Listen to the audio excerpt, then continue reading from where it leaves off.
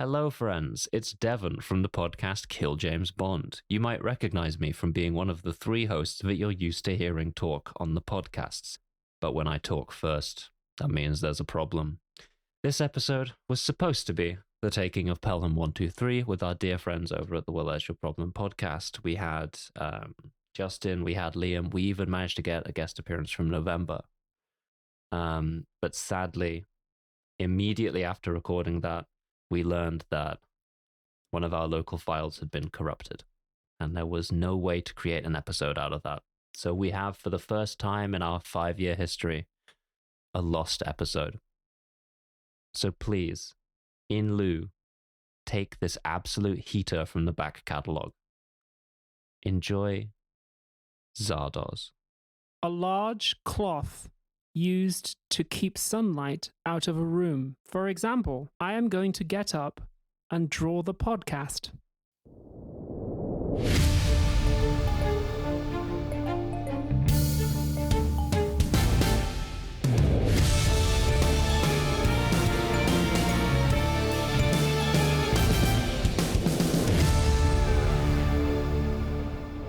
Hello and welcome to another bonus episode of Kill James Bond. I'm November Kelly. I'm joined, as always, by my friends Abigail Thorne and Devon. Hey! Hey, how we doing? The bonus is a special episode that we release because you pay for it. We're very grateful for you doing so. Example, you are now listening to this bonus episode. I've wanted to do this for a while. We're talking about Dogtooth. That's right, baby. Dogtooth is, I think, one of my favorite films. It's once again, you're going to get hit with a film that Nova is enthusiastic about, I'm afraid. It's what I'm here for, honestly. Yeah, it was really good. I really liked it. It's one of my favorite films. It's a film about being transgender. Yes. It's a film about a bunch of things because it's a Yorgos Lanthimos film. And Yorgos Lanthimos doesn't like being too definitive about his films. If you read him being interviewed about any of them, he's like, I don't like to say that it's like an allegory. I don't like to say it's like about this exactly. And I think one of the things we're going to get into when we talk about Dogtooth is about kind of like slightly swerving the intended meaning of something or the precise definition of something. But it is definitely about being transgender. Yes. And the reason why we're doing all these bits to start with is because Dogtooth begins with a series of do you remember, if you're of an age for this, language learning tapes? Yes. No. Of course not, no.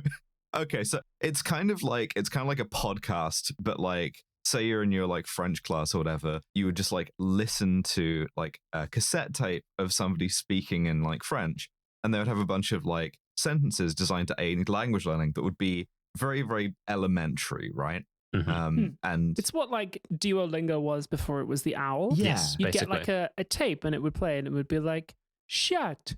Le chat sat on le mat, but in French, obviously. Exactly. And it would teach you language. Yes. Anymore. Yeah, and so we start with one of these tapes with new vocabulary, and we've mentioned before about Verfremdungseffect, right? This technique of alienating you from the thing that you're watching. You want some fucking Verfremdungseffect? We come out of the gate with some of it because all of the words that we learn are wrong. Yep. Yes. We get definitions of sea and motorway and excursion, and they're all wrong. They're all wrong. Excursion is defined as a particularly strong material, and the example sentence is the chandelier fell off the ceiling, but was not damaged because it was made of excursion. Yes. It's what the fuck is happening? My favorite, and I think the most poetic, is when they define carbine. A carbine is a beautiful white bird. And it is there is something slightly poetic about it. It feels like a metaphor that's not connecting, you know? And we have 3 young people in a bathroom just listening to these tapes. They don't have names, as far as I know. Not in the script.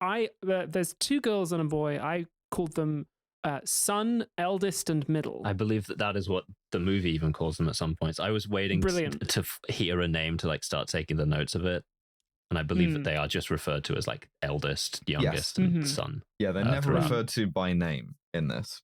They are not given names. They don't have names. Also, and we may as well just start this straight away. There's camera shit, there's directorial, there's cinema happening in this. Right now, yeah. Because eldest is not seen in this scene. It's POV, you are eldest. And the camera is just on youngest. as she suggests that they play a game in the bathroom, the three of them, these three siblings, of running their fingers under the hot tap for as long as they can stand it and then taking it out. Yes. From this, we gain two things. A, these definitions are wrong, which means that someone doesn't want these kids to know what these words actually mean. And B, fuck, are they bored?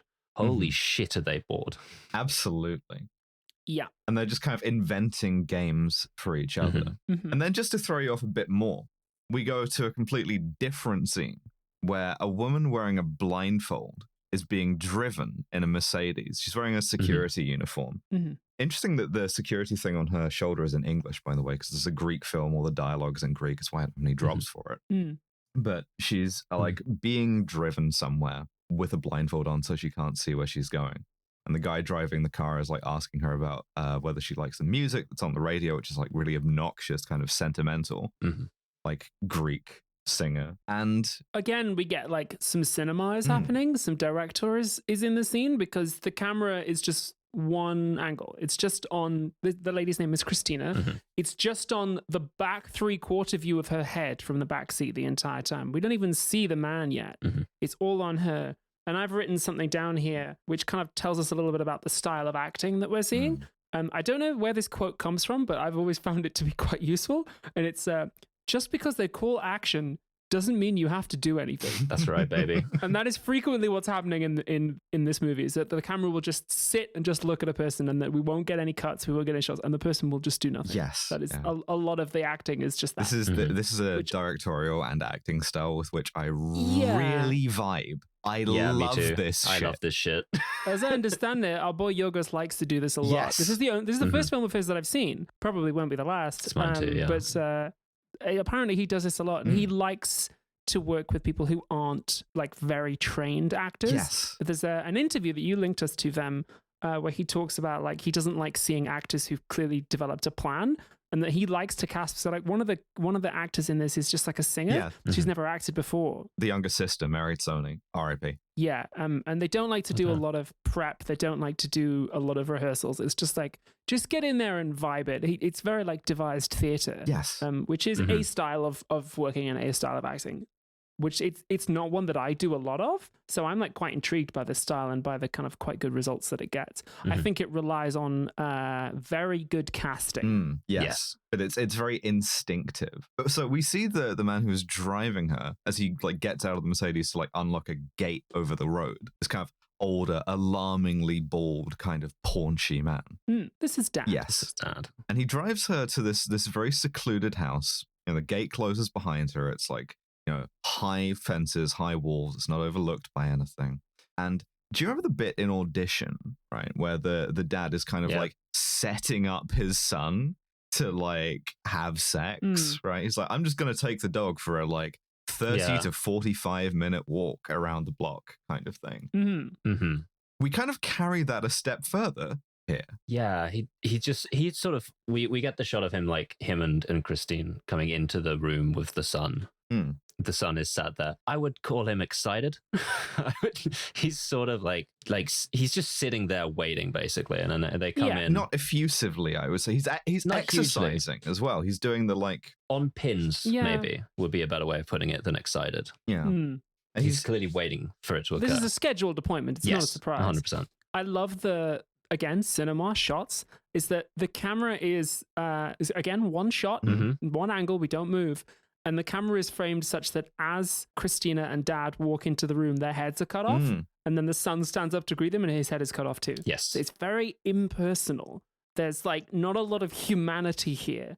And again, with their heads framed out, like Dad leaves the room. It's the cheap joke about the kind of violence of like cinema, of like photography, right? I shoot people and sometimes I cut their heads off, right? Like, yeah. So Dad leaves the room and Christina and the son just undress, get completely naked. She fluffs him, she gets him hard, and then they fuck. Like, I wouldn't even use the word fuck. Like, fuck to me denotes a degree of like passion and intensity and desire. They have sex, like intercourse, I think, would be the word that I would use. Like clinically, I believe, yeah. Clinical is an excellent word for this, especially since all of the like siblings we've seen have mostly been wearing white so far. I was going to get into the white, yeah. Like all of the buildings are as well. Like the internals are all white. Yes, yeah. It's very, very sterile, very clinical. I should also say about the sex scenes, because there are a few sex scenes in this, and all of them, to the best of my knowledge, are unsimulated, which is to say that the actors are like doing the sex themselves, right? There's no prosthesis involved. There's no camera trickery. There certainly doesn't appear to be a prosthesis involved. No. Yeah, it's either like extremely well disguised or this is real. And it's like, I don't think you can do that. I mean, this is interesting because Yorgos Lanthimos in his later career has been one of the kind of biggest adopters of intimacy coordinators. Like he's talked a lot about how on Poor Things it was kind of like a sort of like important part of the process. This being 2009, right, before intimacy coordinators were invented, it's just, I think, something that follows from this devised theater thing, right, of being very instinctual. And it's very high risk, let's say. Yes. Yes, it is. I think in this instance, it like comes off. I think it's successful. I mean, so to speak. Yeah, I mean, I can't speak for the actors, right? But like, as a kind of viewer of it, I think it works, right?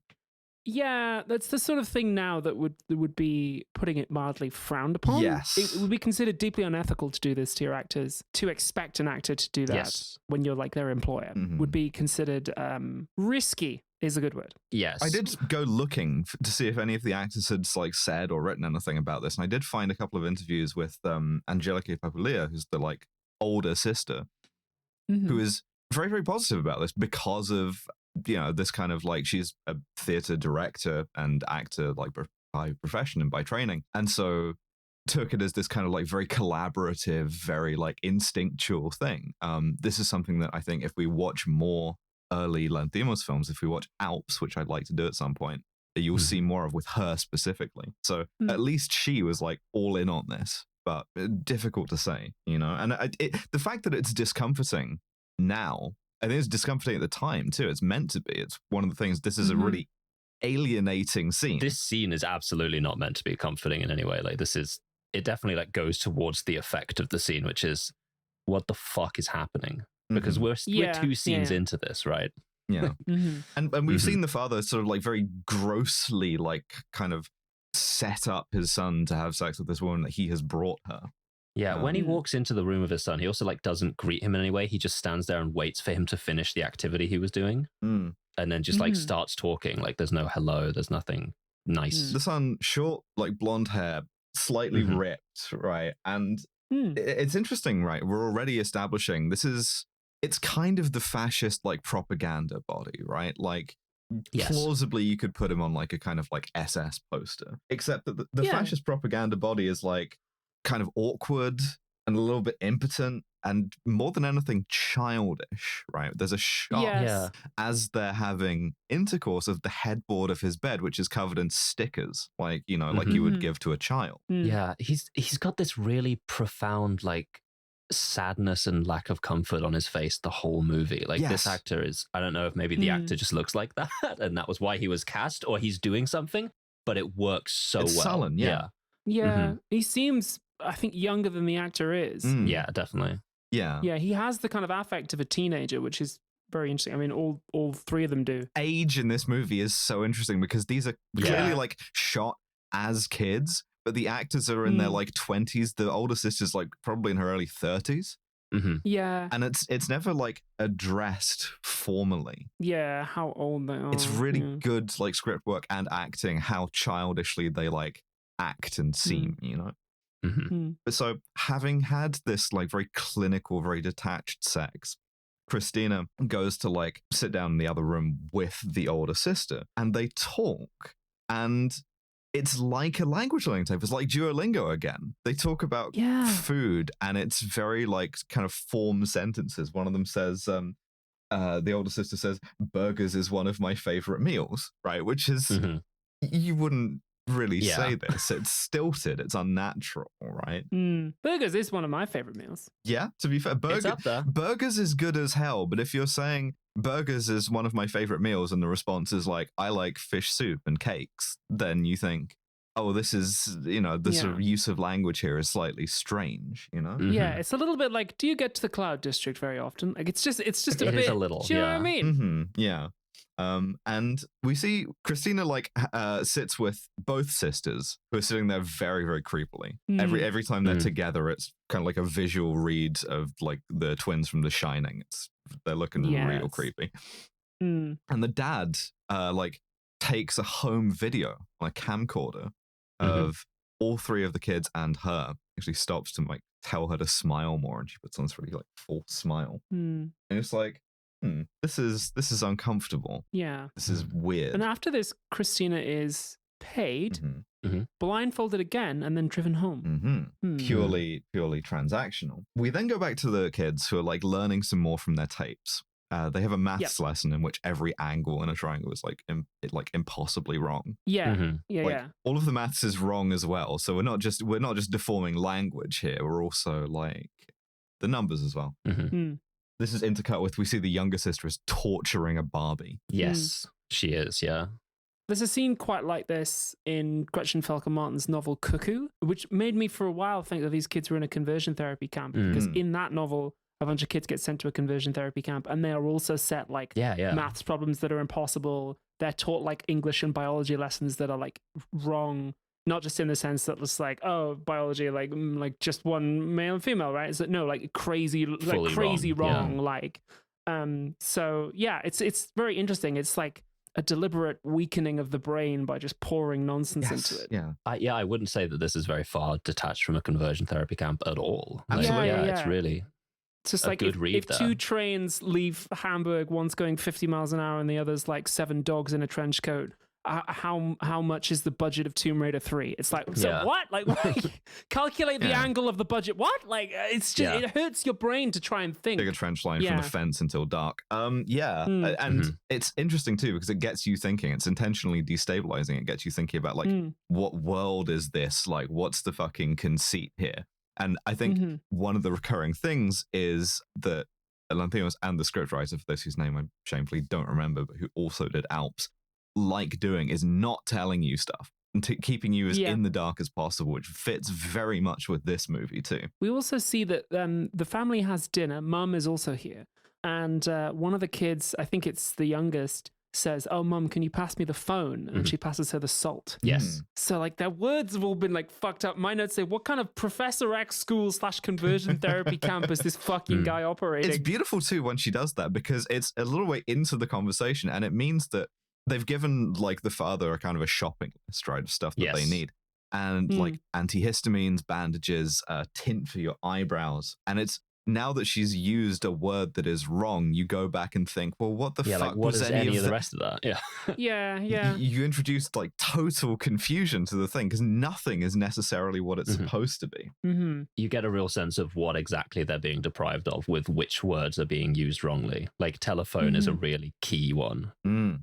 Like these children are in the village situation where it's just one house. Yes. Which, I really like this. I really like experimenting with the ways in which like parents build the reality of their children. And I want to talk about that extended later on. Yes. I need a few more pieces to put together yet. It's also very much a film about child abuse, right? Like, big trigger warning for that on the front of this, because like, again, if you're denying your child the kind of ability to even know the word telephone, right? If you're hindering their ability to communicate, then even aside from keeping them like cloistered, that is a bad fucking sign. Yeah, I mean, the term it brought to mind for me is a philosophy term, hermeneutical injustice, which is when you deprive somebody of the concepts that they need to take control of their own life. So, for example, Section 28 would be a classic example of hermeneutical injustice. Like an entire generation of British kids were simply not given the concept of queerness, and therefore their development, the ones who were queer, was stunted. You know, that's partly why I didn't come out for such a long time as I didn't know what a trans person was until I was 19 because it was illegal to tell us, right? So yeah, like that is what the film is showing us, is this these kids are being denied the knowledge that they need to control their own lives. It's a film about being transgender, amongst other things. So we see that the kids are engaged. We see what the stickers are about, right? Because the stickers are a reward for good behavior. And as a reward, the one who gets the most stickers is allowed to choose what they do that evening for entertainment. And the son, in what is kind of lightly implied to be a kind of rigged in his favor contest, wins and gets to choose the entertainment, for which he chooses watching a home video. And it's another video of them.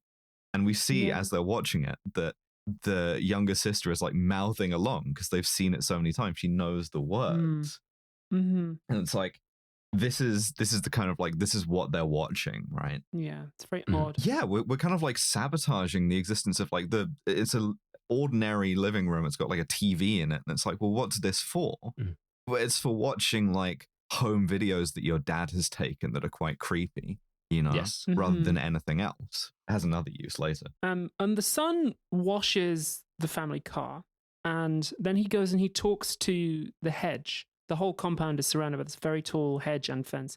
He talks to the hedge and he says to it that he's proud of doing his chores well. And he says, I wish you could have seen it. And then he starts picking up rocks and throwing them over the hedge. And his parents see him doing this and bring him in and like say, what the fuck is all this about then? And he says, my brother threw the rocks at me first. And then mum immediately says, that's not true.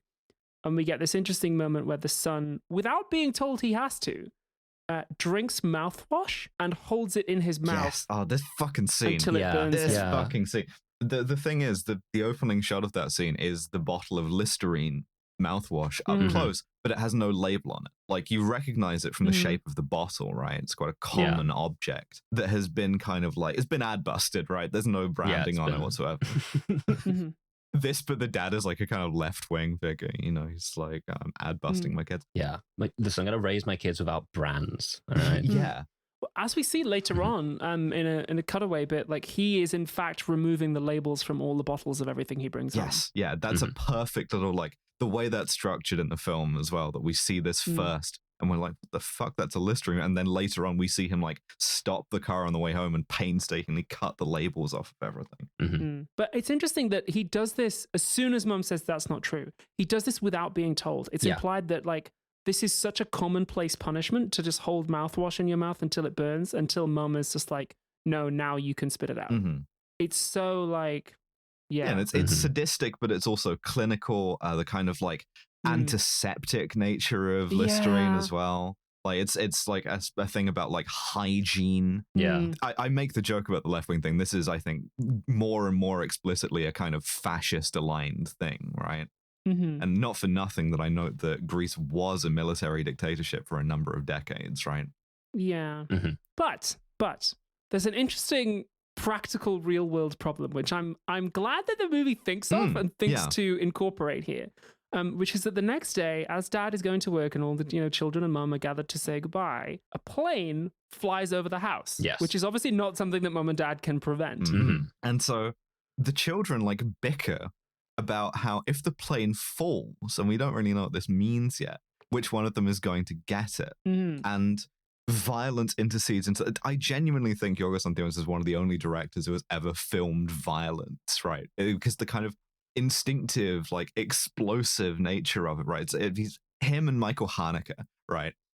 Because the oldest daughter says like, oh, if it falls, I'll get it. And the mum just like full force, like slaps her across the face. And the way this is filmed, this is like the way that violence is in these films. Like it feels like being slapped across the face feels to watch. It's like really like affronting. Yeah, it's interesting as well that we don't like cut into a shot of the violence and then cut back out again. It's all in the same shot. And so it's just like, did that just happen? It has that quality of like, what the fuck was that? Like the kind of absurdity of violence. The like, 0 to 100 to 0. It's just like, and mum says, whoever deserves it will get it. It's like, what the fuck is that? Like, what are they doing? This is an entirely like habituated form of violence, right? Like it's it hasn't lost any of its power or its kind of like spontaneity for that, but this is clearly a kind of like living situation in which violence is absolutely common, right? So dad goes to work at the factory where they make room tone. Yeah. This is a really good choice. I love this because what the dad does, the dad has to leave because he's like in charge of all of this. He's got to get the money somehow. This is his little hermetically sealed world. And where he goes when he goes to work is dismal. It's fucking disgraceful. He's at this little factory and every shot of the outside of it, like every establishing shot, is so miserable. Evenly like the same like clinical, like it's all white. It's not dirty so much. It's like monolithic. Have you ever like looked to the factory and just like really tried to take in the scale of it? It's shots like it's also that. It's not entirely clear like what it is that they do here, other than like make you listen to a lot of room tone. But he passes Christina on his way in, like waves and says hello. We established that dad's boss doesn't know this because they have this conversation about like, oh, really sorry, like you got to come over for a beer sometime, like, oh, your wife, she uses a wheelchair, she can't leave the house, which we know is a lie, right? So they have this excuse. And this is also brilliant world building, right? And that it's the little bit of extra reassurance along with the planes that like, the outside world normal, right? Like completely normal. This isn't a situation where like everybody's doing this, right? This is one guy and his secret Josef Fritzl ass family. Who meanwhile eldest and youngest are playing a game of let's chloroform ourselves and whoever wakes up first is the winner. These are the most bored children in the entire world. Recreational anesthesia for fun and profit. I mean, I do want to say also, fun. Like when we see the dad at work, right? That's the only time we ever see him contradicted, right? Because he's his boss, right? They talk about which kind of tiles they like or whatever. And the guy full force like disagrees with him and says, oh no, I like these ones. You know, he has to like change his view. Whereas back in the house, obviously he never has to do this. And I think that's worth noting. It's not the only time he's defied. That's actually. True. That is true. Because we get this really nice scene where we sort of expose him as being a little bit pathetic, that he goes to a dog obedience school. Yes. Where he has apparently checked in his dog. This obedience school trains dogs to be guard dogs, we're shown. And we're shown this like quite vicious Doberman being trained to attack on command. And he says, I want my dog back, please. I need it back. And the guy training the dogs is like, I'm going to tell you the themes of this movie. I love these scenes. I love the scene where they're like, here's the movie in the mouth of just a different guy. He says, like, I can't give you a dog back because your dog's on like a training program. And dogs are like clay. Every dog is waiting for us to show it how it should behave. And do we want an animal or do we want a friend? And then we go and see the dog, Rex, which is a nice kind of like, you know, Labrador looking thing, and which doesn't come when he's called. And all the dad can do is to like yell his name more and more. Over and over. Like 20 times. And the dog doesn't listen. The dog isn't moving He at looks like a fucking idiot. It's just standing there, you're like, Rex! He's like fucking Alan Partridge in the car park, and like Fenton, Jesus Christ. Dad is exposed as this, well, like he's been built up as this kind of tyrant, and then we see like this guy's a fucking loser. There is also, aside from the obvious parallels here of like, are you raising your children to be your friends, or are you raising them like dogs? The kind of radical animal rights reading of this that's possible, that's like, hey, maybe this isn't such a good thing to do to a dog either. You know? Yeah. I mean, it isn't.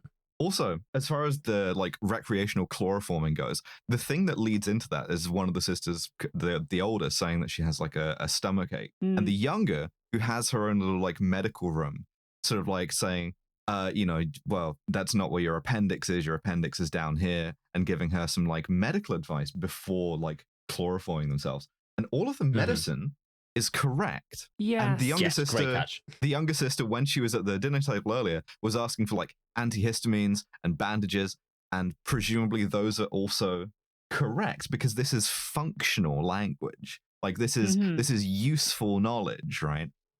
This isn't something you want to fuck with. And so the idea that you have a kid who doesn't know what what angles in a fucking triangle add up to, but knows like how to utilize antihistamines. Yeah, or like where the vermiform appendix is like it's really like you think cervical would be far down because it sounds like cervix, but it's actually way up here. Yeah.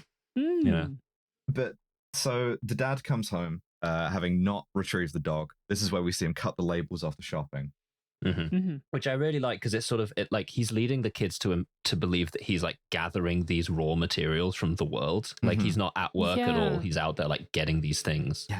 The most perverse sex scene in the whole movie. This is fucked up. Yeah. I feel like I would understand it more if I knew what the music was. Well, I think the music is the same kind of like crooning, like Greek bullshit that he was listening to in the car, right, with Christina. He comes home. He and his wife have sex, and they really do have sex. Like it is like intimate, sort of, but in the sense that they're both listening to a Walkman with separate headphones on. Yeah. And this is fucking sick. Sickening. They're both listening to like Ode to Joy or some shit. They're fascists. They're lost in the past. They're trying to like but it's get a hold of this. More than that too. It's also that like we're trying to keep any like outside culture, including music, from our children because they might overhear it. You're so right. Yeah. Otherwise, they just play it like on the. We see that he has like a vinyl like record player, and that he's not using this in this moment is interesting. Yeah, I hadn't pulled that out. Your kids might overhear like language, like actual like Greek language. You know. Yeah. Fascinating. So they're terrifying. like isolating them from that, and they're kind of like. It's solipsistic too, right? Like you build this kind of cultural world for yourself and your wife, right? And you exclude your children from it. And it's a good metaphor for like that kind of process of like cultural reservation. You know, it's like I get to listen to this because I can be like trusted ideologically, but you know, it might be a bad influence on you. So Christina comes for another visit. Well, Christina comes, but she doesn't. So she's got some notes for the boy about it. Yeah. As I understood my reading of the scene, the son doesn't want to finger her or eat her out. Yes. He just wants to fuck doggy style. Yes. And it's not like particularly, it's selfish, but in a childish way, right? Where he's I don't like this as much. I like the thing we were doing before. I like the bit that makes me feel good. Like he just doesn't like conceptualize this as something you would do for someone else. Yeah. But so Christina, after having sex with him, she's clearly like working on this in her mind, right? She's had this idea. This is a situation I can like turn to my advantage that I can exploit here. Yeah. And so afterwards, she like goes to sit down with the older sister. The eldest has admired her headband. Yes. It's got little like sparkly crystals on it, you know? Yeah. And Christina says, well, I'll give it to you if you want, but what can you give me in exchange? And we get this quite creepy scene where she tries to trade her something from the headband. She's like, oh, I'll give you this pencil. It has an eraser on the end of it. Yeah, we see all the things that she thinks are like good and valuable in her. What about this tape measure? Yeah. What the fuck? No, Yorgos likes making movies about getting your pussy eaten. This is a preoccupation for him. Take the fucking estrogen already, man. Yeah. And hopefully Hunter's influence can rub off on him. The way this is filmed is it's sort of like halfway between child abuse and like putting peanut butter on your junk and like calling the family dog over. Right, like absolutely animal abuse. Yes, yeah, absolutely. Like this is a kind of like this is not someone who even like speaks the language to know that they're like they can't consent, right? Like they can't consent because they have no conception of what's fucking going on. Yeah, literally, actually, they literally don't speak the language because as we establish like later on, Christina at some point mentions the word pussy to someone, and they ask mum like what's pussy.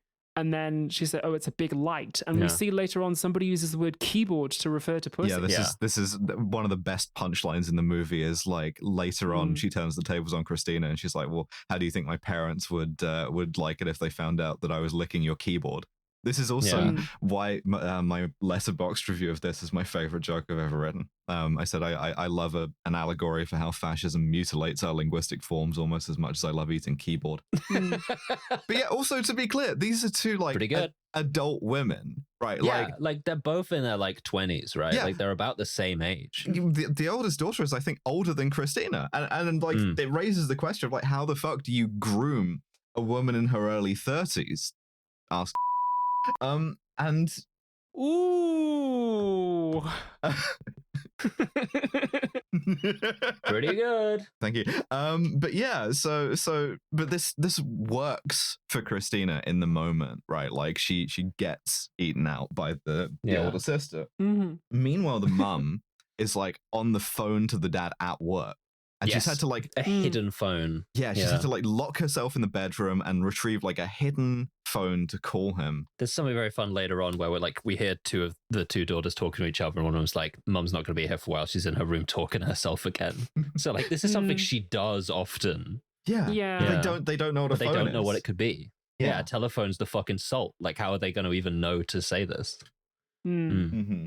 But we see that in having done this, right, Christina has fundamentally destabilized the house, right? Because now she's introduced a hierarchy that you lick things you like, and unfortunately that remains for the entire rest of the fucking movie. This kind of like warped sort of childish understanding of sex enters this kind of like very hygienic, very like clinical environment. Yeah.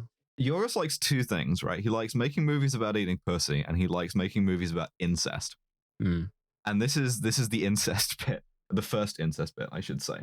Yeah. Because the older sister and the younger sister are just like lying on like a bed together. Interesting, by the way, it's great storytelling that the older sister has like a really deep, like big scar on her shoulder that's never explained. Yeah. So eldest offers to trade the headband to youngest if she licks her, and then it's like she's like, "Where do you want me to lick you?" And there's this like long pause as we go, "Oh God, no, Yorgos, please don't." And then she goes, "Shoulder," because she doesn't know. It's a perfect like joke structure too. You set up. Yeah. But now it's time to like do some stuff with Son. So Son is playing with a toy aeroplane in the garden, and one of his sisters, out of jealousy, snatches it from him and throws it out of the compound. And it lands like 4 feet outside the gate.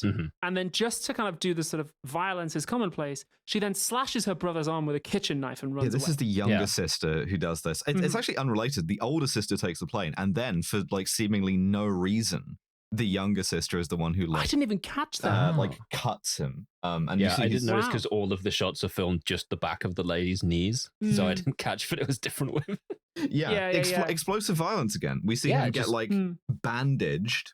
Incidentally, there's a similar like arm bandage on the younger sister after this. We never see how she got it or what it's for, which I really like as like... It's good. There's been some kind of like punishment here, right? You also think about the scar on the older sister, and I'm like, how many times has this happened? Like, how much violence are these kids like doling out to each other? So Son tells Dad about the plane, and it's like 4 feet outside the gate.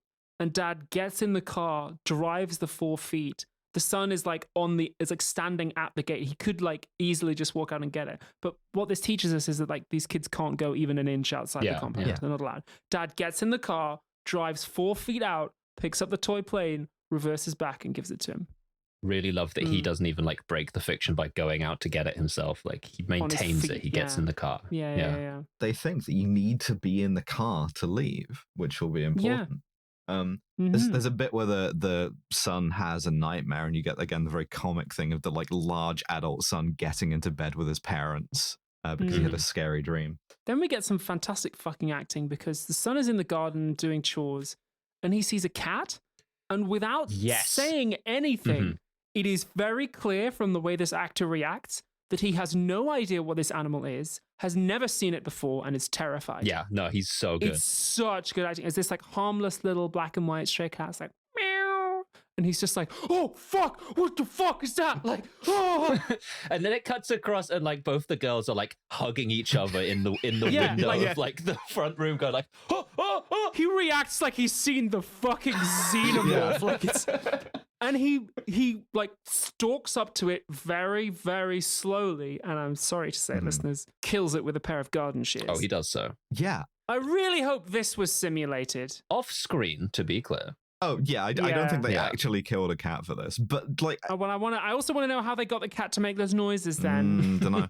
Yorgos, I don't trust you because you made me see a man's penis, the real one. It was real, yeah. You know, again, it's very Michael Haneke. It's like funny games, also Parasite a bit, like this kind of like very like well kept house into which like spatters of blood across the lawn. The dad gets like called at work about this, and he's like, perfect. This is a great opportunity. Yeah, I will use this to reinforce my control. Yeah, how does fascism work? How did the war on terror work? How did any of this shit work? Like and so he comes back having stopped on the way home to like pour fake blood all over himself, like scratch up his own clothes. Yeah.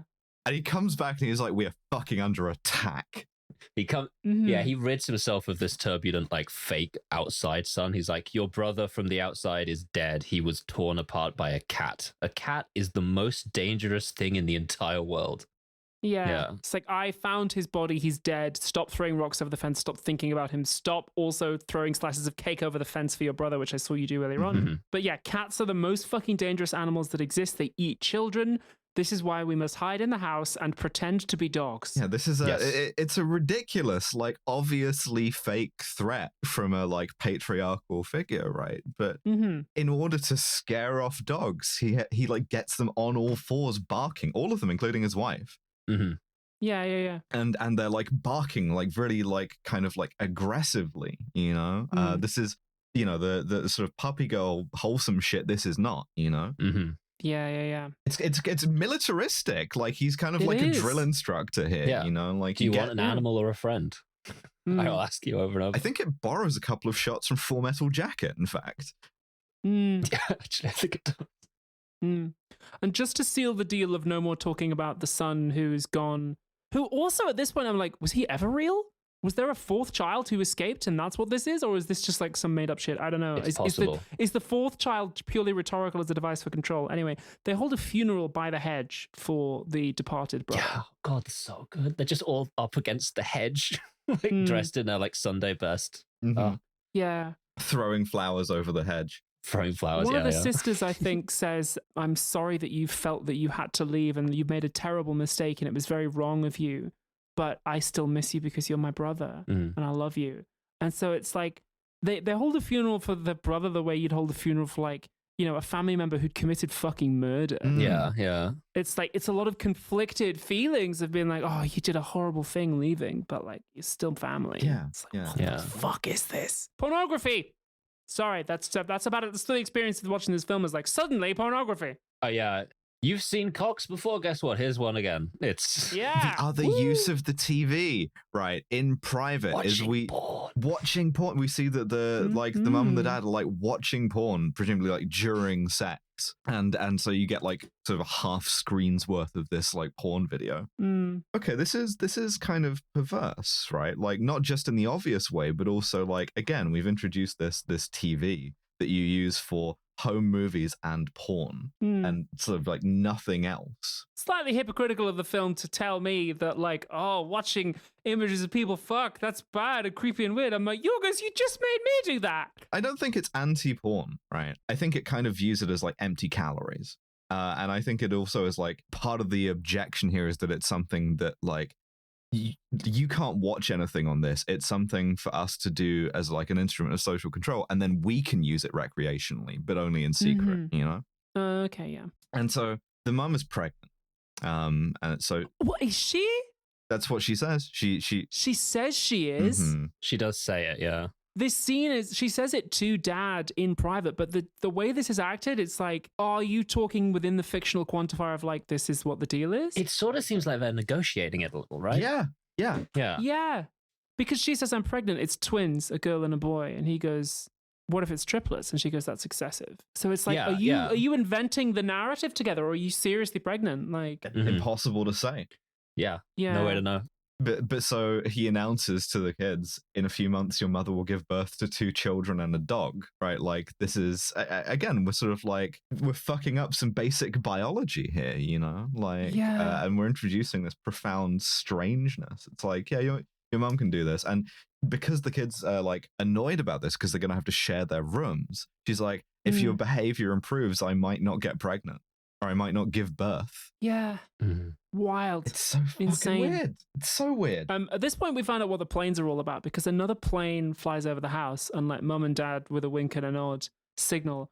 Mum, unseen, throws a toy plane into the garden. And then dad goes, "Oh, a plane! A plane's gone overhead. It just fell in the garden." And they all race to go and get it. And it's like, oh my fucking God. It's all part of They've the thought narrative. of everything.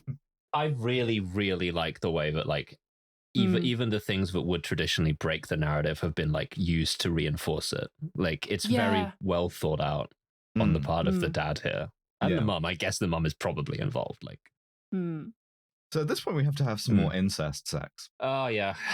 All right. Well, we love it's not licking. even sex. They don't know enough. They don't know the pussy. They don't know about the pussy. It's a keyboard. It's like intimate though, in the sense that it's like the Hilimity tweet. You know, T for T isn't. It's like two sisters locked in an attic for like decades together. These are the two sisters being locked in an attic together, right? Yeah. It starts out in the kind of like transactional way of like, you know, I'll give you a headband if you lick my shoulder or whatever. Except this time the older sister doesn't have anything to give, and the younger sister is like, "That's fine, it doesn't matter," right? And she like licks her inner thigh in something that is like proximately sexual. Yes. And it's like this is like very weird and very discomforting, but it's also a moment of like genuine human connection between them. In the form of incest sex. It's like yes. Yeah. This is like a kind of, again, sort of with like the tools they've been given to understand the world. This is an intimate thing between sisters for them to do. But to Lanthimos, this is an interesting deformation of the need for human connection, right? Something he'll come back to a lot is, why not try and fuck your sister? Why not try and fuck your dad? This is because you're looking for something and you don't have those like boundaries, right? Been spending too much time on 4chan again, remember? Yeah, fucking TTTTS filmmaker. Take the estrogen. Greek repressor here. It wasn't that good. It wasn't good enough for me to try again. Dad engages in some more pathetic theatre where he puts fish in the pool and then like waits for the daughter to discover them and then hunts the fish in the pool with a spear gun. Yeah. So almost literally shooting fish in a barrel. It's like, what the fuck? It's ridiculous. We've manufactured these like enemies and stuff. Also, Anton Chekhov going to be very angry about this spear gun because you think, oh, spear gun. Oh, Dad's going to get got with that spear gun at the end. No, doesn't that come would back. be far too big an event. Yeah. And we see that they have a little litany at dinner, right? They do. Which is very weird and misogynistic, I should also say, where it's like a man's most productive years, the father is like drilling them, like testing them on this, between 30 and 40, a woman's most productive years between 20 and 30. When is a child old enough to leave the house? And the answer is when the first like dog tooth, canine tooth, like falls out. Dogtooth, by the way, interesting. It's the same in the Greek, kinodontos. It's like wrong, right? It's not how you name that. It's not the name of the thing. But at one of these interviews with Lanthimos, he's like, I didn't want to call it canine tooth because that's correct. You know, it's scientific. Yeah. Dogtooth is like, it means some other things. There's like a dogtooth fish. There's like a dogtooth like design pattern, but it doesn't mean exactly the thing it's supposed to mean, and it feels wrong. Yeah, completely. Yeah. There's a dogtooth wave as well, isn't there? I think so. There is, It's a waveform, and I think the film opens with some stills of waveforms too, which I assumed were dogtooth waveforms. What the I hell believe is? that's the poster, yeah. I've been mulling getting a tattoo of that fucking waveform. It's a cool So waveform. a child is ready to leave the home when the dogtooth falls out, which of course We know that it doesn't. never does. And of course, when you're ready to leave the home, you have to learn to drive, right? But when are you ready to learn how to drive? When the dogtooth grows back, which of course it never does. Of course. Absolutely. What's a pussy? It's a big lie. Who's Frank Sinatra? He's your granddad. He's your Yes. fucking granddad. Yeah. This fucking bit. Because he's like, do you want to hear your grandfather sing? And so he puts on a Frank Sinatra record. And because it's in English. Fly me to the moon. Because it's in English, which none of them speak, he interprets for them in Greek. Yeah, and it's just not right. Not at all right. Just saying other things. Yeah. He makes it a song about like, I love my family. I'll always try hard. I'll never leave home. And it's Never like, leave my what house. the I fuck? love you. I will never leave you. I really like this. Yeah, they dance as well, and they're terrible dancers because because they've had no outside influence on it. Like they're just moving their body rhythmically. There's no beautiful, beautiful devised theatre prompt here of dance like someone who has never seen anyone else dance. Right? Yeah. Like, it's just kind of like jerking, like kind of rhythmic movements. Yeah. So Christina comes back. By the way, in the son's room, there's a portrait of the father, which looks very dictatorial. It's being slowly like painted in. And she says, I saw you in one of my dreams. Do you even have dreams? And we see that his dreams, he says, oh yeah, I had a dream. My mum fell in the pool. She goes, like, and then what? And it's like, nothing, that was it. And it's like, you have hindered this like boy's linguistic capacity so much that like it has affected his imagination. Yeah, he can't even dream. And in contrast, Christina's like, oh, in my dream, like I was walking in the woods with your dad, and they're like birds and stuff, and then you were there, and you were a zombie. And this is crazy. Hey, you've like foreclosed his imagination. Yeah, she's like, I gotta stop swallowing my prog. I gotta boof that shit. When I swallow it, it gives me crazy dreams. She says she dreamed that he was a zombie, which gives you a little comic payoff later on, where he asks his mum what a zombie is, and she tells him it's a little yellow flower. And then later he's like, I want to talk about that scene. Well, let's talk about it now, in fact.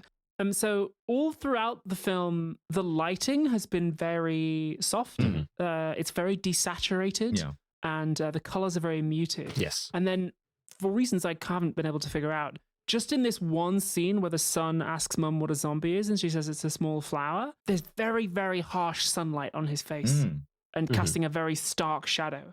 And I'm not entirely sure what Yorgos is trying to say there. Or maybe it was just like my lighting director wasn't in that day. But like I noticed it. And I'm like, what is the film doing here? I don't know. It's like dissent is introduced, kind of. Outside influence, I think, is. But so right in if you know what the lighting in that one scene was about. So she goes to the eldest daughter again for sex, and the eldest daughter is able to turn it around on her, and this is where she pulls the like, you know, what would my parents do if they found out I was licking your keyboard? And she goes through her bag, Christina's bag, to see if there's anything that she wants, and what she has in there is two rental videotapes. Object of fucking power, right? Yeah. We don't yet find out what they are. We find out in a very fun way. Yes. And she kind of blackmails Christina for like a week with these videotapes that she doesn't even know what they are, right? She recognizes a videotape, which isn't because of the home movies. Yeah. And so she watches them secretly at night. We still don't see what they are. This is a beautiful, beautiful shot. I think consciously evokes Anna Karina in Vive sa vie at the cinema, right? We see her looking at the TV, the fucking TV glow, and she's just looking at static, right? Because clearly she has finished the movie and is just there in silence, like digesting it.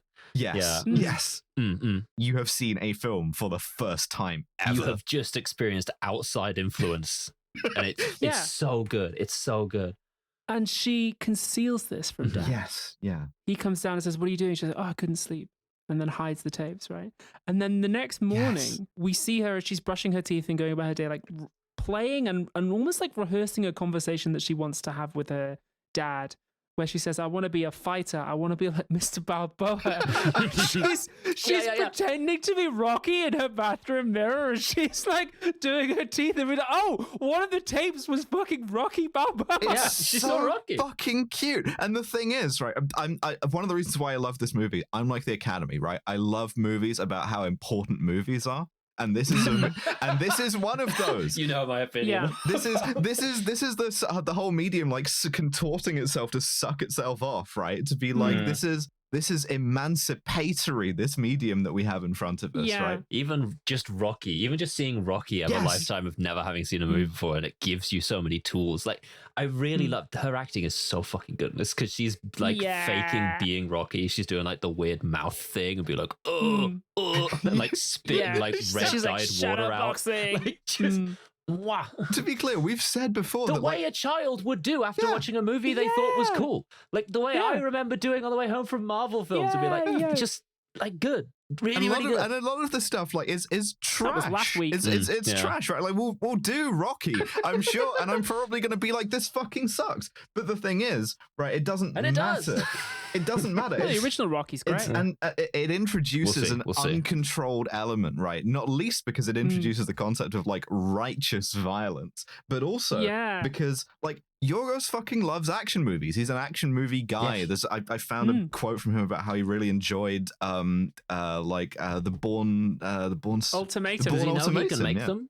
Is he aware that he's allowed to make action movies himself? Listen, if you ask me, give the next Bond film to one director, hands down. Yorgos would be very funny. Bond. Yeah, hands fucking down.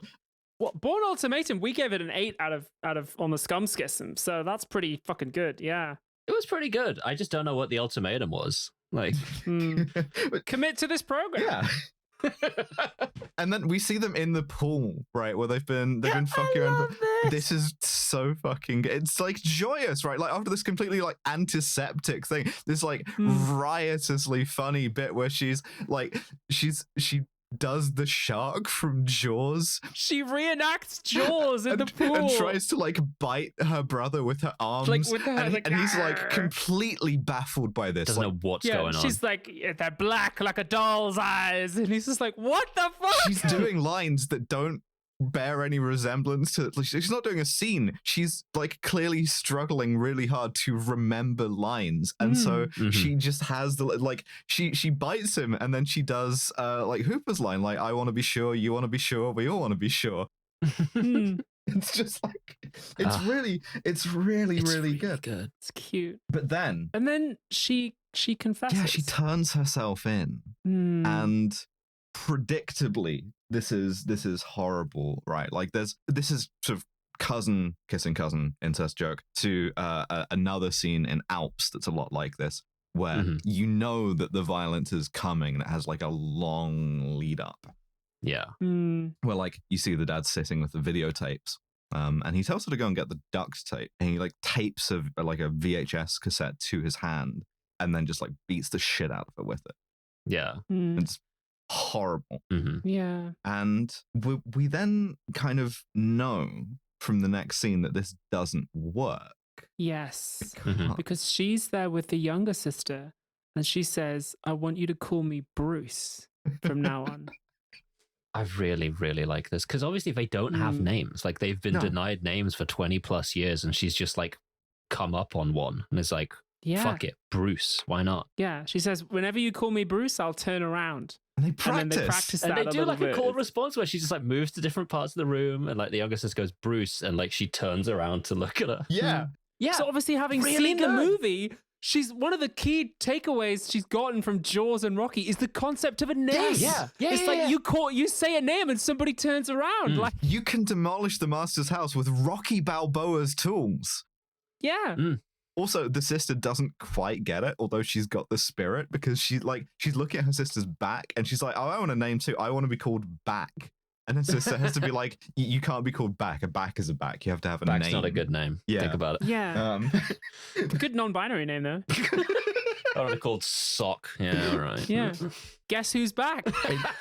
Jesus. Incidentally, Bruce is it's never spoken in the movie as far as I remember, but it's the nickname of the like animatronic shark in Jaws. It is. Yeah. Which is just really nice. But so obviously now Christina has to get some like retribution from this, and she like the father goes to the house, and like again, because he's a cheap thug and he's kind of pathetic, right? Like he beats the fuck out of her with her VCR. Yeah. And yeah. She doesn't like deserve this. She's like, okay, she's sexually exploitative and like, you know, kind of what I mean, like there's a 50-50 on whether she's being sexually exploited herself as well here. Like, yes, you know, yeah. It's very hard to untangle who the bad guy is other than the father. Yeah, and Yorgos doesn't like judging stuff, which fair enough. Yeah, exactly. It's a like kind of standoffish, non-judgmental style of filmmaking, which I like. Yeah, here's some things that happened. It happens as a natural consequence of some other things that happened. As he's finished beating her and like throws the VCR on the floor, he stands in her doorway and he says, I hope your kids have bad influences and develop a bad personality, which is so perfectly like focus on the family kind of. Yeah, right. Yeah. Because you've introduced this like malign, like adult influence, literally in the form of videotapes, right? You've kind of like, you've poisoned my children against me. I hope your kids are like also bad influences, right? Like, Yeah. I hope no one protects your kids. Yeah. This is the only real sense of like justification of what he's doing, right? Is that this is a kind of like, you know, castle of purity thing. Like he's Bad just kind influences. of like, I'm protecting my family, right? And I think this is one of the preoccupations of the movie is, well, what do you do? What are you willing to do in order to protect your family? And what are you doing to them when you do that, you know? Mm-hmm. Yeah, I mean, it made me think a lot about a really, really useful concept I picked up from a philosopher called Sarah Ahmed a few years ago in her book, The Cultural Politics of Emotion, where she discusses how we describe groups like the Ku Klux Klan as like hate groups, right? And they would say, and really mean it when they say, they're like, no, we don't hate anyone. We just like love white people. Yeah. In the same way this guy was like, no, I don't hate my kids. I love my kids. Look at what I'm doing for them. Like he experiences this as a very positive thing. And what Sarah Ahmed points out is that what this is really describing is a narcissistic love of the self. It's I love you as long as you are like me and do what I say. Yes. That's the kind of love that the KKK have for white people, or like for any human being. It's like I love you as long as you're like me. In the same way that, like, you know, kids in the UK who are kicked out by their parents because they're LGBTQ, their parents go, no, I love my kids. It's like, no, you love them as long as they're like you.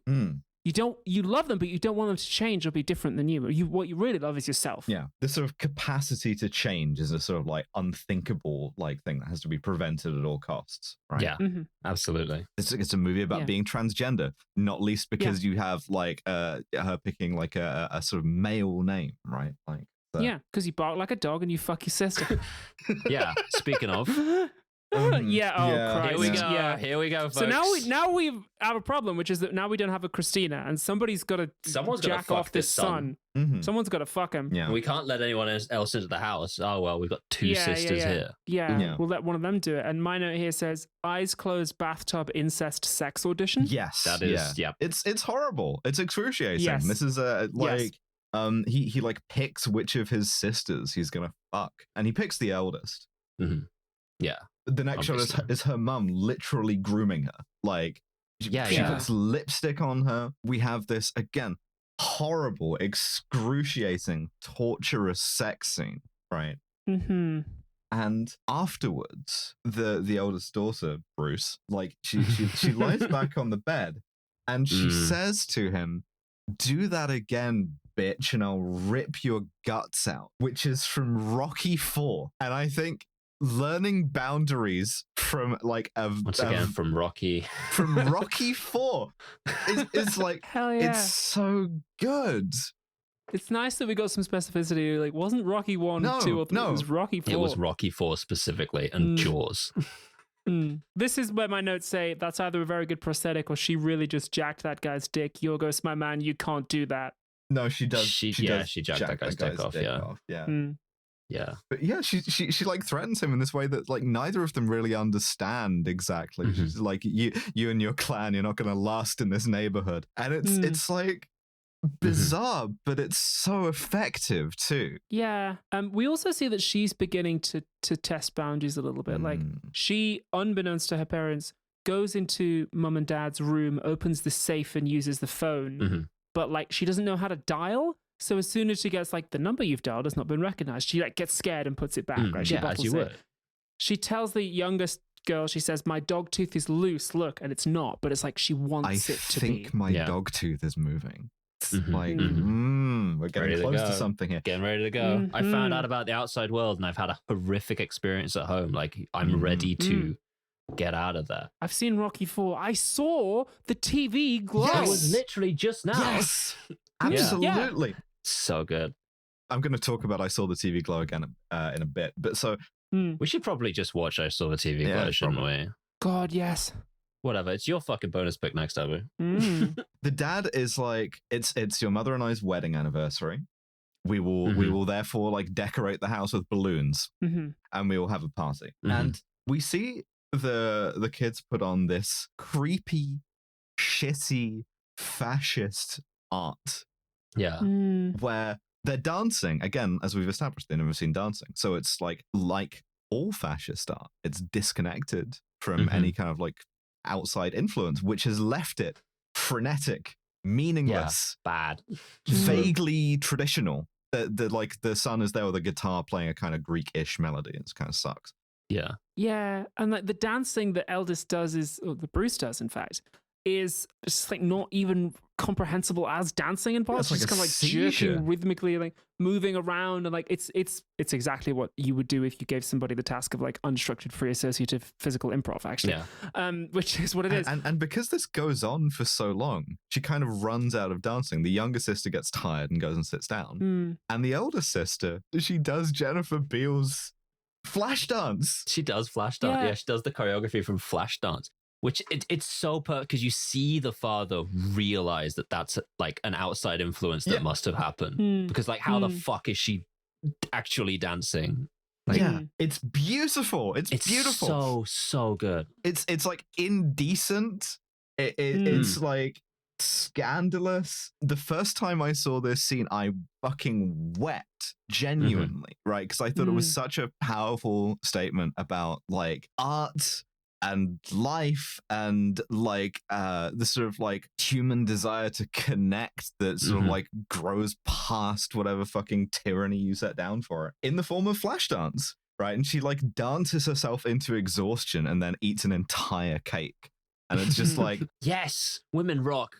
Yes, yeah, let's go. I've never seen Flashdance, so I did not appreciate that's what was happening, and therefore I don't think I got as much out of that scene as you did. But now that I know that's from something else, I'm like, oh, that's really powerful in hindsight. It's from like a kind of like 80s dance movie. Like it doesn't matter that it's not like meaningful. Yeah, it's enough like Rocky IV. Like it's another pretty bad movie realistically, but like when it's the only one you've seen, it's the best thing ever. Yes. It's like update it for modern Abby audiences, and she's doing the party rock shuffle, and I'm like, oh, that's the party rock shuffle. She's doing fucking TikTok dances. Spent ages learning how to do that in the CCF, man. Damn, she's doing the Save America from Trump dance in the alleyway. That's so cool. Back to the CCF mess. This is a film about being transgender. Yes. There's a scene we've skipped, which is unfortunate because it's the fulcrum of my entire argument, which is go back. where suddenly the parents wake up in the middle of the night because the son is screaming. He's yelling out. And the father goes in there and like the son is like, she, and pointing at the younger sister who's in there, she hit me with a hammer on the leg. And the sister goes, no, a cat did it and it ran out the window just now. Yes. And this is fucking perfect because this is so clearly like the reality that the father has established, where to these kids like the lie, oh, a cat did it, is so naturally like the right thing to say that it passes muster for them. But obviously we are in the position of the father where we know, no, it fucking didn't, a cat couldn't do that. But because of the world he's built, he has to go over to the window and close it and go over to the son and be like, did you take your anti-cat medicines? And like he has to buy into the world he's created to keep it going. And I really, really like that. It's a fascist reproduction, right? Exactly. This is the younger sister who we have seen like randomly cutting people, who is just this like little psychopath who's been like sort of like mutilating Barbies and stuff, has like instinctually developed her way towards lying to tilt things in her own favor. Yes, but the reality she's basing off it is so wrong as to make it ridiculous. It's just, I think it's nice that the film shows us that like people will push against this tyranny, not always in the kind of wholesome, I'm going to be Rocky and I'm going to like be my own independent person and dance way, but also in the way that like they might get more fucked up. Yes, Just be like, well, I'm going to slice my brother up and then lie about it and say that a cat did it. Like, this is your, I did find a way to work this in after all. This is your functionalist history of like genocide, right? This is someone who has been raised in a sort of an environment that is so cumulatively radicalizing that they're like seeking to like justify the things that they want to do and seeking approval for the things that they want to do, which is sadistic, by being like, did I do a good job, like, you know, liquidating these enemies of the people or whatever? Exactly. I wanted to hit my brother in the kneecap with a hammer, therefore, didn't I do a good job doing the thing you're always telling us to do, of protecting us from cats? It's like It's perfect. It's really, really great. good. I'm sorry we skipped over that. But No. But it provides a counterpoint to what the older sister does, which is... Yes. It's sort of also reminiscent of a scene in Titan, which is not as good of a movie, but also a movie about being transgender. I think it's pronounced Titanic. I don't think they fucked in the car on Titanic. Draw me like one of your French cars. So it's a movie about being transgender. Being transgender is sometimes painful and scary and gross. Sometimes you got to do it yourself. Sometimes. And to be clear, it fucking rules. This is a great scene. Listen, I think there's a sort of sharp divide, right? If you watch this scene and are just horrified and you don't get it, you're not. It's not for you. But if you're watching the scene and you do get it, it's like very, very strong, right? Yeah. She like gets a little dumbbell, and you see she like takes a couple of practice swings, and she knocks out with like 3 tries her own canine tooth. And you see she's looking in the mirror, there's blood everywhere. She is grinning. No, she loves it. Yeah. This is the good shit. This is what it's about. Like, like authenticity and liberation, like very painful experiences sometimes, but fuck, are they ever worth it, right? Yeah. It's like, oh yeah, you're mutilating the self. Fucking every second mutilates the self. Just do if it's for your own good, hell fucking yes. Yes. Yeah, absolutely. It's DIY, baby. Yeah. Just knock those teeth out. You have to take this stuff into your own hands sometimes. And she leaves her tooth in the sink. Yeah. And she walks away from the house covered in blood. Very conscious, I think, allusion to like a lot of horror movies with the final girl. Yeah. She's like walking away from the house covered in blood. And hides in the boot of Dad's car. Yes. I've made a note here that says these parents have to be killed. Yes, clearly. And I mean that. Yeah, no, absolutely. Let's stand by that. Should send someone around, but the youngest daughter like wakes the dad up, and she wakes him up by licking him. Don't lick your dad. Yeah, once again, stop with the lick. Like but a dog. Animals. Do you want an animal or a friend? And the choice is fucking animal, clearly, because they're licking. Dog, yeah. She licks his hand. She asks Dad for the harpoon gun, and at this point, Anton Chekhov wakes up at the back of the theater and goes, because Dad goes, no. There is incidentally a sort of like maybe deeper illusion in this scene, because she licks his hand to wake him up. When that doesn't work, she like licks his chest. In order to get him up, she says, "I can lick your ear if you want." And given the kind of mutability of language that we've seen, it's entirely possible. What the fuck is an ear? We don't know. Who knows what ear is? Maybe just fully alludes to something like much more straightforwardly sexually abusive. Yeah. But so we get some great acting off the dad here. The panic as he realizes, as he goes into the bathroom, sees the like blood everywhere in the tooth, and realizes that he's like lost control.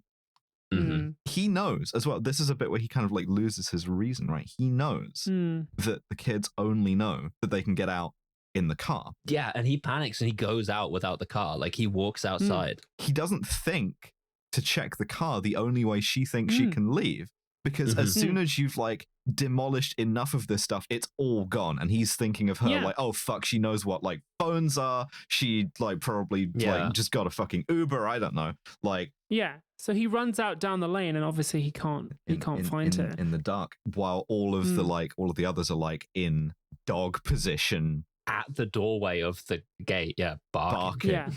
Barking. And actually, what I really like is that the youngest yells out, Bruce. Yes, really good, really cute. Even by naming yourself, you have planted a seed there. It was also only at this point in the movie did I realize we've had no non-diegetic music at all. Yeah. There is no music in this except what the characters themselves can hear, which is a really interesting choice, and I think a very powerful one too, to just be like, there's no music in these people's world except what they're given. There is no music in a film can suggest like inner thought or emotion or like a feeling that is not vocalized, and the fact that the soundtrack is just sterile, is absent, just suggests so much about the inner lives of not only the kids themselves who have been deprived of it, but also like of the fucking parents. Yeah, absolutely. Horrific. Fantastic. Just incredible. He talks to the mum, And this is, again, another reason why the parents must be killed. He basically just says, it's fine, we'll get the dog back. So, kind of replaces her, right? The mum seems completely broken by this. Yes. Doesn't have any lines, but just cries. Yeah. You get the sense that this whole construction lasts like 3 or 4 more weeks. Yeah, it's not lasting. He manages to scold her as well. It's an interesting kind of thing. Is he like gets her a glass of orange juice and she's not drinking it. And as he's like, it's fine, we'll just replace her with the dog. He's also like, if you're just going to let that get warm, don't drink it in the first place. And then the next morning, with Bruce in the trunk of the car, he drives to work at the factory. No Christina, of course. And he goes into the factory. We see the Mercedes parked outside, and we just hold on the trunk. And then the movie fucking ends. That's the film, baby. I love this style of ending, right? Like, the same thing I was saying about fucking Clute, right? Where if you cut it when the phone rings, right? Yeah. Like, no spoilers for Clute. I'm going to watch Clute tonight. I'm going to get Clute moded. I'm Clute Hell pilled. yeah. Text me about Clute. Clute it up. This is not an ambiguous ending. Not at all. No. It is not even slightly an ambiguous ending, because you are saying this character in a film has learned the techniques of film character, right? And specifically action hero, right? Yeah. Of course she gets out of the trunk, right? Just fucking Rocky Balboa. She's Bruce the shark from Jaws, who came back for like 3 sequels, where the shark hunts the fucking like Brody family to the Bahamas. Like, she gets out of the fucking car. Of course she does. Do you believe in movies or not? So, well, my notes say, does she get out? Yes. I don't know. Do you? Yes. Also, it's also I saw the TV Glow ending. Exactly. Right. Which is that like, did you get out of the thing? Did you fucking knock your own Dogtooth out? Did you get out of the situation? If it's a are you willing to get out of the situation? Yeah. This movie like offers you a route to do that. Like I don't know if I would have got it to real like jumping in the same river twice thing, but I wish I had seen this when I was younger. Like genuinely. Yeah. Now I'm also remembering that Rocky's climactic speech at the end of Rocky IV is something that's like, if I can change and you can change, maybe we can all change. Yeah. Yes. In the context of like the Soviet Union and the USA. Yeah. Like Rocky brings, spoilers for Rocky IV, Rocky ends the Cold War by winning a boxing match. Yeah, it does. And everyone claps. Yeah. This movie rules. The movies represent a possibility of like growth and change and becoming a different person and becoming transgender. And like not living with your shitty parents anymore. And I think this is that's why it's one of my favorite movies. I watched this movie just before we recorded this, so like throughout the course of like recording the podcast, I was still like marinating in it and like ruminating on it. I didn't have a phenomenal time of watching it the first time round, but I'll tell you this for free: after this conversation, I will watch it again, and I will have a much better time of it. Yeah. I hadn't teased out a bunch of shit that you gave me halfway through this, and like I you know what? 5 stars. Fuck it. Good movie. Keep it going, baby. Good. Yorgos. It's real good. Excited to watch more of his shit. This was my first Yorgos movie. Yeah. One to watch. Keep an eye. Yorgos. Yeah. I'm putting you on to this guy. Yorgos Lanthimos. I hear he's pretty good. This isn't just a recommendation. This is an order. Go and watch Dogtooth. Run, do not walk. Yeah. I would love for us to watch some more Yorgos Lanthimos movies. I would love for us to watch Alps, which is in many ways kind of Dogtooth 2. Ooh. And yeah. Dogtooth. It's my pick next on the bonus episode. And like, I saw the TV Globe would make an excellent companion to this. I was also weighing up making you watch something incredibly dumb that has nothing to do with anything. I'll do that for my one, maybe. Yeah. Maybe we should watch I Saw the TV Glow next. Oh, even though I'm like afraid to return to it. I'm afraid to watch it for much the same reason. Like Dogtooth ambushed me, and if I'd known it was going to go this hard and have this effect on me, I don't know if I would have had it in. This is the thing. Like Dogtooth advocates for an unexpected movie like Rocky IV, and yeah, no, absolutely, I want to watch this. I think you can build I Saw the TV Glow up in your head a little too much sometimes, like as well. I possibly. think go into it without any real expectations, I think. Also, by the way, as part of the like visual language of this movie and what it's saying about like, as an allegory for fascism, as an allegory for like suburbia, for the family, any of this stuff, I think it has a lot in common with 2 other films, which you may be interested in. Funny Games by Michael Haneke and The Zone of Interest. Zone of Interest I watched recently. Well, it's a good movie. It's certainly not an exciting or happy movie to watch, but it's something that's unbelievably useful and good. Yeah. Yeah, okay. In that case, let's do I Saw the TV Glow next. Fucking do it. If only because like it would be nice to actually watch a film that actually is about being transgender, not even as a joke on it, because like that is literally textually what the film is about.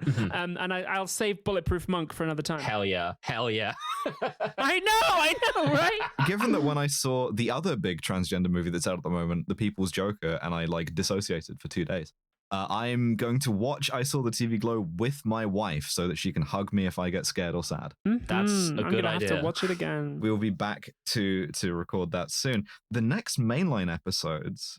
It's Johnny English 3 will be the next one coming out. Jesus Christ. Yeah. And there will be video of that as well coming out so you can see the fit, which was exquisite. Right. I'm going to take my microphone with me to LA because I'm going to the premiere of Dracula's Ex-Girlfriend and also to the Emmys. So, yeah. The next episode will be California, Abby, once again. I know, nuts. All right, fantastic. This has been a real pleasure. Yes. As always. Thank you so much for subscribing, and we will see you next time. Bye, everyone. Thank you for listening to this curtain. Goodbye. Goodbye, everyone.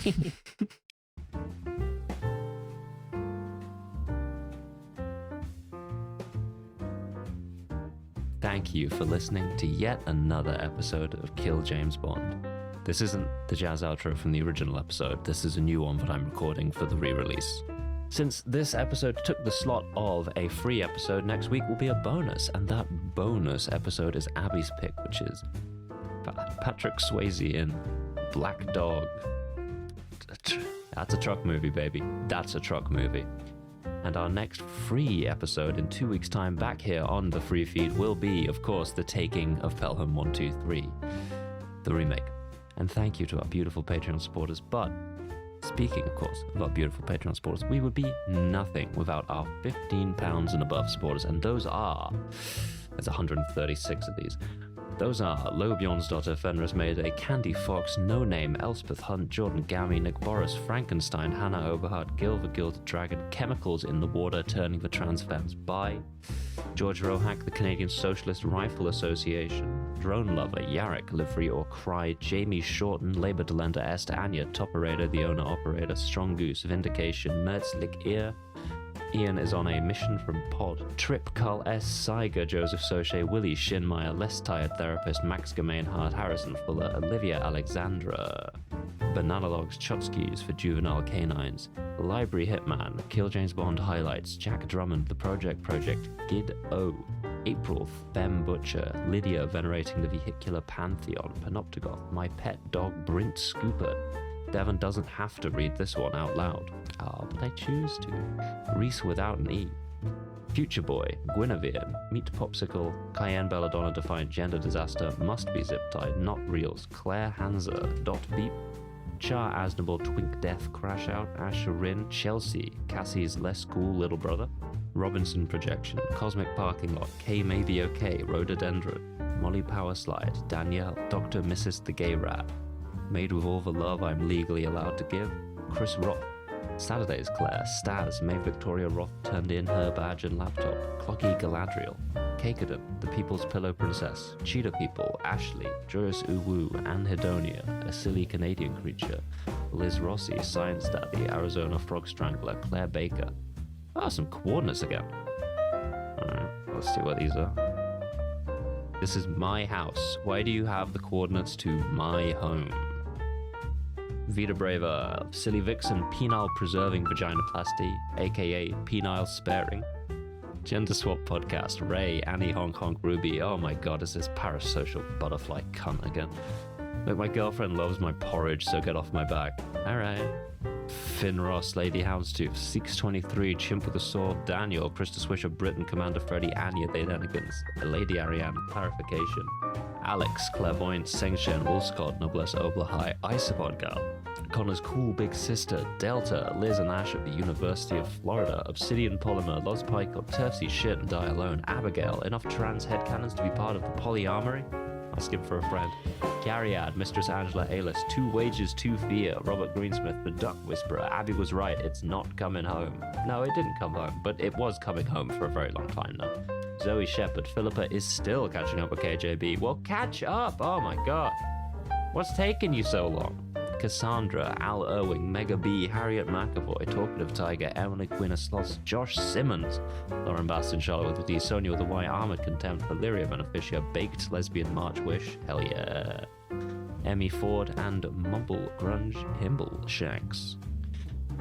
Kill James Bond is November, Abigail and Devon. Our producer is the wonderful Miss Nate Pathay. Our editor is the incorrigible Sam Marderosian. I don't know if I've landed on incorrigible. I don't know if that's even the best descriptor of the guy. Our art is by the unbelievable John DeLuca, and our website is by the terrifying Tom Allen. And I will see you next time. And hey, let's try to go 5 more years without losing an episode.